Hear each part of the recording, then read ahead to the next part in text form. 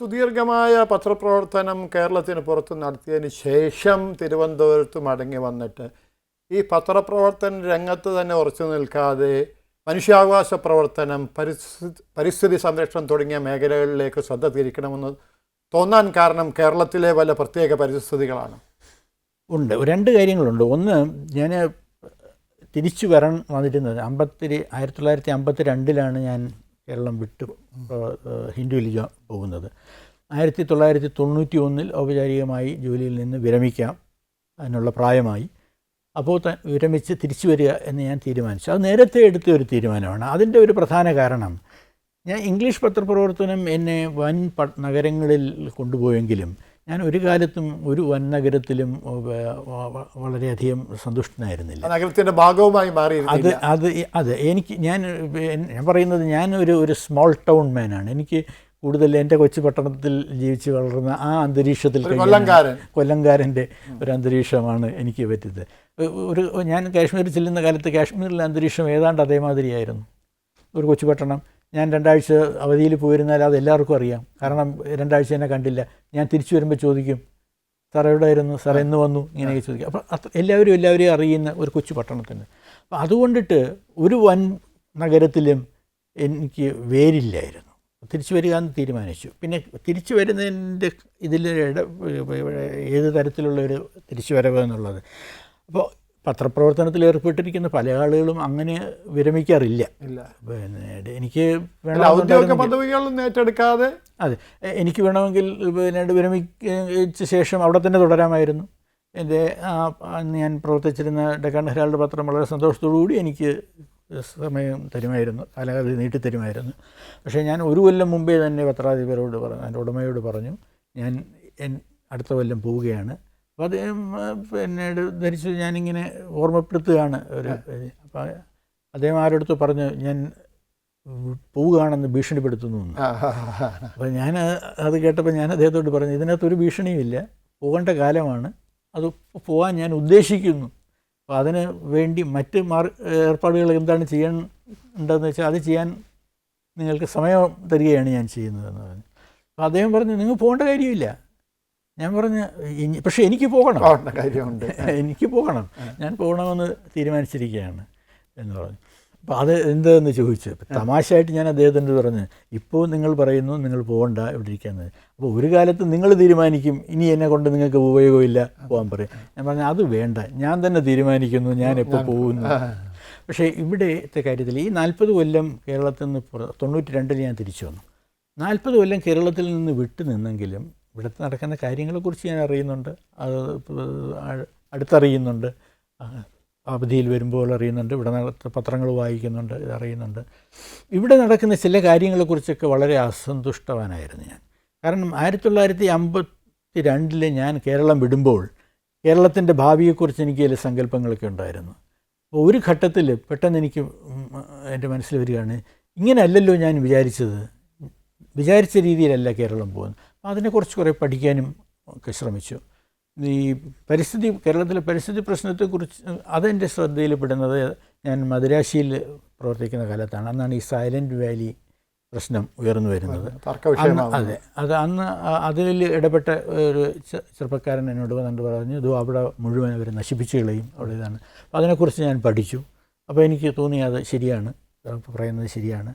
അപ്പോൾ അന്ന് UNAയിൽ പ്രവർത്തിക്കുന്നത്, UNAയിലെ പ്രവർത്തകരോട് ഞാൻ പറഞ്ഞു, ഇതിനെക്കുറിച്ച് റിപ്പോർട്ടുകളുണ്ടാവണം.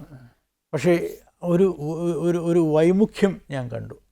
അന്ന് കേരളത്തിലെ എല്ലാവരും ആ പദ്ധതിക്ക് വേണ്ടി നിലകൊള്ളുന്ന കാലമാണ്. രാഷ്ട്രീയ പ്രസ്ഥാനങ്ങൾ അതിനു വേണ്ടിയാണ്, ഉദ്യോഗസ്ഥന്മാരുടെ സംഘടനകൾ അതിനു വേണ്ടിയാണ്, ഇലക്ട്രിസിറ്റി ബോർഡ് എഞ്ചിനീയർമാരും അതിന് വേണ്ടിയാണ്, സംഘടനകളെല്ലാം, നമ്മുടെ മാധ്യമങ്ങളും ഏറെക്കുറെ അതിന് വേണ്ടിയായിരുന്നു. അപ്പോൾ പരിസ്ഥിതി അവബോധം താരതമ്യേന കുറഞ്ഞിരിക്കുന്നു എന്നുള്ള ഒരു ഇതുണ്ടായിരുന്നു. പിന്നെ മനുഷ്യാവകാശ പ്രവർത്തനത്തിലേക്ക് വന്നത്, ഞാൻ സജീവ പത്രപ്രവർത്തനത്തിൽ നിന്ന് വിരമിക്കുമ്പോൾ ഏതെങ്കിലും തരത്തിലുള്ള പൊതുപ്രവർത്തനത്തിൽ ഏർപ്പെടണം എന്ന് വിചാരിച്ചിരുന്നു. പിന്നെ അതിനകത്ത് ഒരു കാര്യം കണക്കുകൂട്ടലൂടെയുണ്ട്. ഈ പ്രൊഫഷണൽ പത്രപ്രവർത്തനത്തിന് ചില പരിമിതികളുണ്ട്. അതിന് എല്ലാ പ്രശ്നങ്ങളിലും 2 ഭാഗം ഉണ്ട് എന്ന് അംഗീകരിച്ചുകൊണ്ട് മറുഭാഗത്തിനും തുല്യ പ്രാധാന്യം കൊടുക്കുന്ന ഒരു സമീപനം, അത് പ്രൊഫഷണൽ പത്രപ്രവർത്തനത്തിൻ്റെ ഭാഗമാണ്. അപ്പോൾ അതിൽ നിന്ന് വിമുക്തനായി ശരിയെന്ന് തോന്നുന്ന കാര്യങ്ങൾക്ക് വേണ്ടി വളരെ ശക്തമായിട്ട് നിലകൊള്ളുവാൻ ഉള്ള ഒരു രീതിയിലുള്ള ഒരു സമീപനം, അതാണ് എന്നെ വാസ്തവത്തിൽ ഈ ആ സമയത്ത് എൻ്റെ മുന്നിലുള്ളത്. അപ്പോൾ അന്ന് ഞാൻ ജോലിയിൽ നിന്ന് പത്രപ്രവർത്തനം വിടുന്ന സമയത്ത് വിജിൽ ഇന്ത്യ മൂവ്മെൻറ്റ് എന്ന് പറയുന്ന മനുഷ്യാവകാശ സംഘടനയുടെ, അത് കേരളത്തിൽ നിന്നുള്ള ഒരു മാർത്തോമ അച്ഛനാണ് അതിൻ്റെ സ്ഥാപകൻ, റവറൻഡ് എം.എ. തോമസ്, അദ്ദേഹം മരിച്ചുപോയി. അപ്പോൾ എം.എ. തോമസ് അച്ഛൻ എന്നെ എടുത്ത് പറഞ്ഞു, ഇതിൻ്റെ പ്ലാറ്റ്ഫോം നിങ്ങൾക്കുണ്ട്, നിങ്ങൾക്ക് ഇഷ്ടമുള്ള കാര്യങ്ങൾ ഏറ്റെടുക്കാം, ഏത് തരത്തിലുള്ള മനുഷ്യാവകാശ പ്രവർത്തനങ്ങൾ ഏറ്റെടുക്കാം എന്ന് പറഞ്ഞു. ഒരു മനുഷ്യാവകാശത്തെക്കുറിച്ച് അവബോധം സൃഷ്ടിക്കുന്ന കാര്യത്തിൽ വിജിൽ ഇന്ത്യ ഒരു പങ്ക് വഹിക്കുകയും ചെയ്തിട്ടുണ്ട് നമ്മുടെ നാട്ടിൽ. കേരളത്തിൽ ഞാൻ തിരിച്ചു വന്നപ്പോഴത്തേക്ക് വിജിൽ ഇന്ത്യ മൂവ്മെൻറ്റിൻ്റെ ആഭിമുഖ്യത്തിൽ ഒരു നിരവധി മനുഷ്യാവകാശ അവബോധന പരിപാടികൾ നടത്തി. അതിൽ ഞാൻ പ്രത്യേകിച്ചും വളരെ സജീവമായി നിന്ന കാലഘട്ടത്തിൽ പ്രത്യേകിച്ചും താല്പര്യമെടുത്തത് ചെറുപ്പക്കാർക്ക് മനുഷ്യാവകാശ അവബോധം നൽകാനാണ്.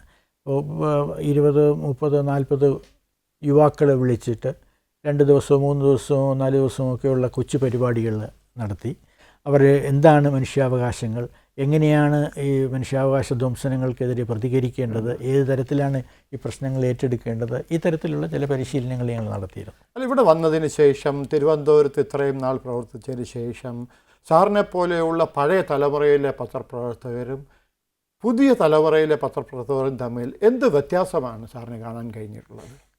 പ്രധാനമായിട്ടും ഇന്ന് പത്രപ്രവർത്തനത്തിലേക്ക് വരുന്നവർ പ്രവർത്തിക്കുന്നത് ഞാൻ പത്രപ്രവർത്തനത്തിലേക്ക് ചെന്ന കാലത്ത് പ്രവർത്തിച്ച തരത്തിലുള്ള സാഹചര്യത്തിലല്ല. നമ്മുടെ സമൂഹം വളരെയധികം മാറിയിരിക്കുന്നു. ആ സമൂഹത്തിൽ പല പ്രശ്നങ്ങളുമുണ്ട്. ഈ സമൂഹത്തിൽ നിന്നാണ് നമ്മുടെ പത്രപ്രവർത്തകർ വരുന്നത്. ഇപ്പോൾ പല സന്ദർഭങ്ങളിലും ഉണ്ടായിട്ടുണ്ട്. ഇപ്പോൾ അമേരിക്കയിലെ വാട്ടർ ഗേറ്റ് എക്സ്പോഷർ കഴിഞ്ഞ കാലത്ത് ഇന്ത്യയിലെ പല സംഭവങ്ങളെക്കുറിച്ചും ചൂണ്ടിക്കാണിച്ചുകൊണ്ട് ഒരു ലേഖകൻ ന്യൂയോർക്കിൽ നിന്നുള്ള ഒരു ഇന്ത്യൻ പ്രസിദ്ധീകരണത്തിൽ ഒരു ലേഖനം എഴുതിയിരുന്നു. അദ്ദേഹം ചോദിക്കുന്നത് Kuldip Nayar where are you എന്നാണ്. അതായത് ഇവിടെ ഇവർ വാട്ടർ ഗേറ്റൊക്കെ പുറത്തു കൊണ്ടുവന്നിരിക്കുന്നു, നിങ്ങൾ എന്ത് ചെയ്യുന്നു എന്ന് ചോദിച്ചു. അപ്പോൾ ഇന്ത്യയിൽ എന്ത് ചെയ്യുന്നു, Kuldip Nayar where are you എന്ന് ചോദിച്ചു. അപ്പോൾ അതിന് മറുപടിയായിട്ട് ഞാനൊരു ലേഖനം എഴുതിയിരുന്നു. അപ്പോൾ അതിനകത്ത് അതൊരു തമാശ രീതിയിൽ is Kuldip Nayar the Indian Jack Anderson, അദ്ദേഹമാണോ ഇന്ത്യയിലെ ജാക്ക് ആൻഡേഴ്സൺ? എന്നിട്ട് ഞാൻ അമേരിക്കയിലെ പത്രപ്രവർത്തനം ജാക്ക് ആൻഡേഴ്സൻ്റെ പ്രവർത്തനവും കുൽദീപിൻ്റെ രീതിയും തമ്മിലുള്ള വ്യത്യാസം പറഞ്ഞു. കുൽദീപ് നായർ ഒരു ഒറ്റയാൻ പ്രവർത്തനമാണ് നടത്തുന്നത്. അദ്ദേഹം എവിടെയെങ്കിലും പോയി എന്തെങ്കിലും വിവരം ശേഖരിച്ചുകൊണ്ട് വരുന്നു, പറയുന്നു, അടുത്ത ദിവസം ചിലപ്പോൾ അത് നിഷേധിക്കപ്പെടും. നിഷേധിച്ച് കഴിഞ്ഞിരുന്നാലേ ആര് പറയുന്നതാണ് ശരിയെന്ന് നമുക്ക് പറയാനൊക്കില്ല. അത് ഞാനൊരു ഉദാഹരണം എടുത്ത് കാണിച്ചു. കുൽദീപ് നായർ ഇങ്ങനെ എഴുതി, അടുത്ത ദിവസം സർക്കാർ പറഞ്ഞത് തെറ്റാണെന്ന് പറഞ്ഞു. അപ്പോൾ അത് ശരിയാണോ തെറ്റാണോ എന്ന് തീരുമാനിക്കാൻ നമുക്ക് മാർഗ്ഗമില്ല. ഞാൻ സർക്കാരിനെ അനുകൂലിക്കുന്ന ആളാണെങ്കിൽ ഞാൻ സർക്കാർ പറയുന്നത് സർക്കാരിൻ്റെ നിഷേധക്കുറിപ്പിൽ വിശ്വസിക്കും. ഞാൻ സർക്കാർ വിരുദ്ധനാണെങ്കിൽ ഞാൻ കുൽദീപ് നായർ പറയുന്നത് വിശ്വസിക്കും. അതേസമയം ജാക്ക് ആൻഡേഴ്സൺ ഒരു റിപ്പോർട്ട് നൽകുമ്പോൾ അത് നിഷേധിക്കാനാവില്ല. കാരണം അദ്ദേഹം ഒറ്റ പ്രവർത്തനമല്ല നടത്തുന്നത്. അദ്ദേഹത്തിൻ്റെ കൂടെ ഒരു അന്വേഷണ സംഘമുണ്ട്. അവർ പോയി കിട്ടുന്ന വിവരങ്ങളെല്ലാം അന്വേഷിച്ച് ശരിയാണെന്ന് ഉറപ്പുവരുത്തി തെളിവുകൾ ലഭിക്കുന്നെങ്കിൽ ആ തെളിവുകളെല്ലാം സമാഹരിച്ച് ഒരു റിപ്പോർട്ട് നൽകുകയാണ്. അത് നിഷേധിക്കാനേ ആവില്ല. അപ്പോൾ അത്തരത്തിലുള്ള പ്രവർത്തനം നമ്മുടെ സമൂഹത്തിൽ എന്തുകൊണ്ട് നടക്കുന്നില്ല എന്നുള്ളൊരു ചോദ്യമാണ് ഞാൻ അതിനകത്ത് ചോദിച്ചത്. അമേരിക്കയിൽ വാട്ടർ ഗേറ്റ് വന്ന ഉടനെ നിക്സൺ നിയമിച്ച പ്രോസിക്യൂട്ടർ തന്നെ നിക്സണെതിരായിട്ട് നീങ്ങി, ആ ടേപ്പ് കൊണ്ടുവരൂ എന്ന് പറഞ്ഞു. ആ കോടതി പറഞ്ഞു ആ ടേപ്പ് കൊണ്ടുവരൂ എന്ന് പറഞ്ഞു. നിക്സൻ്റെ പാർട്ടി ഉൾപ്പെടെയുള്ള പാർട്ടിയിലുള്ള സെനറ്റർമാർ നിക്സണെതിരെ നിന്നു. എക്സിക്യൂട്ടീവ് പ്രിവിലേജ് ആണെന്ന് പറഞ്ഞിട്ട് അംഗീകരിക്കാൻ തയ്യാറായി. അപ്പോൾ ആ തരത്തിലുള്ള ഞാൻ പറഞ്ഞു, ഇന്ത്യയിൽ എവിടെയാണ് ഇവരുടെയൊക്കെ കൗണ്ടർ പാർട്ടുകൾ? അപ്പോൾ ഒരു പത്രപ്രവർത്തകൻ വന്നിട്ട് ഇവിടുത്തെ എന്തെങ്കിലും മാറ്റം വരുത്താൻ പോകുന്നില്ല. കാരണം ആ പത്രപ്രവർത്തനം ഈ സമൂഹത്തിൽ നിന്ന് വരുന്നതാണ്. പക്ഷെ അറിയാനുള്ള അവകാശം സംബന്ധിച്ച നിയമം ഒക്ടോബറിൽ നടപ്പാകുമ്പോൾ ഇന്ത്യയിലെ അന്വേഷണാത്മക പത്രപ്രവർത്തനത്തിന് ഒരു പുതിയ ദിശയോ പുതിയ മുഖമോ ഉണ്ടാവുമെന്ന് അങ്ങ് കരുതുന്നുണ്ട്? അതിനുള്ള സാധ്യതയുണ്ട്. പക്ഷേ കേരളം മാതിരിയുള്ള ഒരു പ്രദേശത്തിലെ സാഹചര്യങ്ങളെക്കുറിച്ച് എനിക്ക് ഇന്നുള്ള അറിവിൻ്റെ അടിസ്ഥാനത്തിൽ എനിക്ക് വലിയ ശുഭാപ്തി വിശ്വാസമൊന്നുമില്ല. അതിൻ്റെ കാരണം ഇതാണ്, നിങ്ങൾക്ക് പൗരനെന്ന നിലയിൽ വിവരം ശേഖരിക്കാനുള്ള അവകാശമുണ്ട്. ഇപ്പോൾ അമേരിക്കയിൽ പല പത്രപ്രവർത്തകരും ഈ ഇതിൻ്റെ ഫ്രീഡം ഓഫ് ഇൻഫർമേഷൻ ആക്ടിന് ഉപയോഗിച്ചാണ് വിവരം ശേഖരിക്കുന്നതെന്ന്. അപ്പം നമ്മളൊരു വിവരം ശേഖരിക്കാനായിട്ട് ഒരു അപേക്ഷ കൊടുത്ത് കഴിഞ്ഞിരുന്നിരുന്നാൽ ആ വിവരം ഏതോ ഫയലിരിക്കുകയാണ്. ആ ഫയൽ അപ്രത്യക്ഷമാകുകയും അതില്ല എന്ന് പറയുകയും ചെയ്താൽ നിങ്ങൾക്ക് എന്ത് വിവരമാണ് കിട്ടാൻ പോകുന്നത്?